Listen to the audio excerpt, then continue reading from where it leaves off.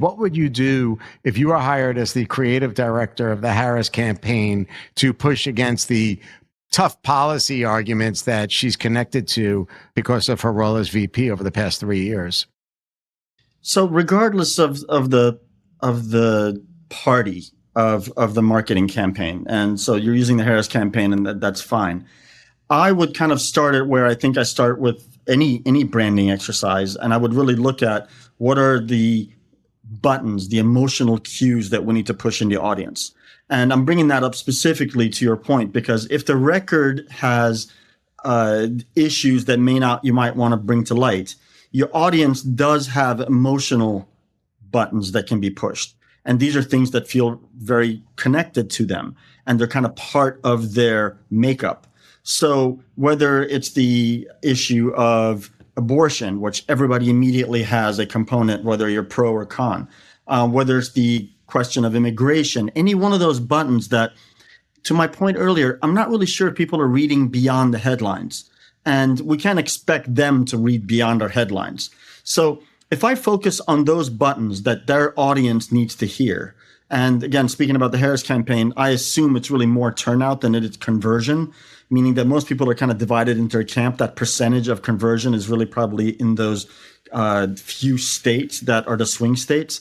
But if I focused on emotional buttons and I went into the campaign and said, okay, what are the buttons that we know we're going to get traction with?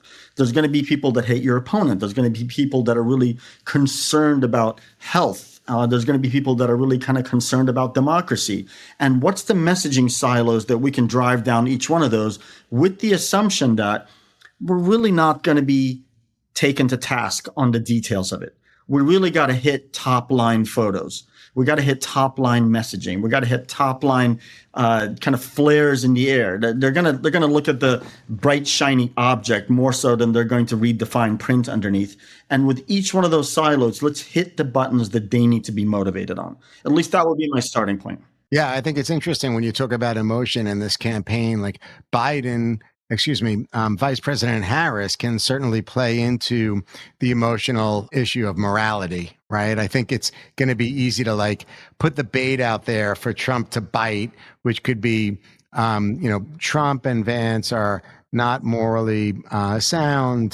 There's going to be an issue, the Handmaid's Tale story of you're going to lose your women out there, you're going to lose your rights, you're going to be second-class citizens. And I think they could ladder up that way to push against Trump. And the issue is going to be like whether or not Trump bites. So let's say like if you're then running the campaign, the communications campaign for the Harris campaign, and in your mind you want Trump to bite on that, to go after that morality issue, the emotional issue, and he does, then how far can you take it? Like, how would you bring it to life as it relates to a communication campaign, influencers, on the ground communications? Where would you go from there?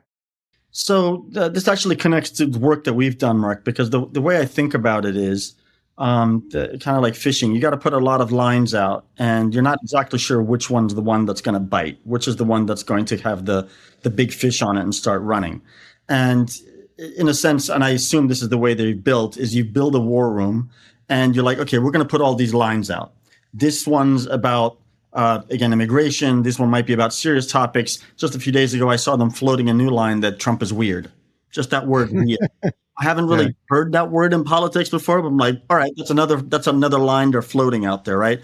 XCXC came out with that brat message. We're gonna fish that line because that line's running right now. And you basically build a war room to act on whichever lead is running. And I don't know my fishing terminology well enough to use it here, but whatever bites and runs, that's the direction that you run at. Now, you've decided which lines you're putting out. So you're the one that's creating your own luck. You've created the environment that you want to exist within, but you're not sure exactly which one's going to bite and which one's going to go. But your team is ready to support whichever one is the runner, whichever one's kind of going. And the reason why I brought this up, that connection to us, is we've ran a few campaigns where we've done that, where we're like, okay, we're going to do all the traditional work, but then we're going to float a few additional ideas here, and let's see what's the one that catches. And what kind of comes to mind is when we're shooting the Jordache campaign with RIP Brittany Murphy, and she had to sit on a horse, and we didn't realize until the day of the shoot, because she didn't tell us, that she doesn't like horses and she's scared of horses. And the horse immediately felt that, and we happened to have Access Hollywood there, and the horse bucked her off. Now, she got bucked off and her uncle caught her, but that got caught by Access Hollywood. All the campaign, all the photography, Patrick Demarchelier, all the quality work, all of that was on one side, her getting kicked off. And I think it happened to be the same week that Madonna fell off of a horse.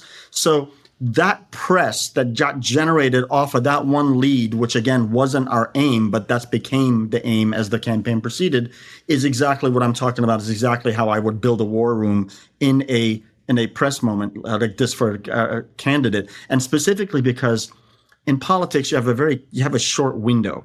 You have a period of time to get that message out, and then we're going to hit that November election date, and then it stops, and then you're done, and then you're going to move into another phase. And that's a little bit different than most brands. Most brands then evolve into the next message, and the brand stays alive. And one of these two candidates' campaign is null and void at the election date.